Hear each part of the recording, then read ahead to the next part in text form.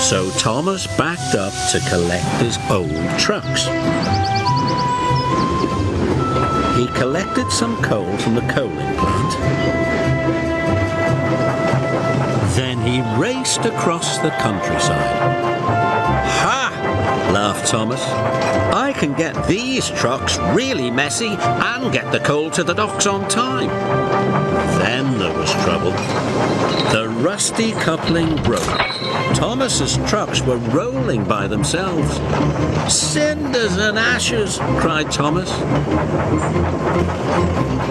Thomas applied his brakes, but he stopped too quickly. The trucks bumped into the back of Thomas, and the coal spilled all over the tracks.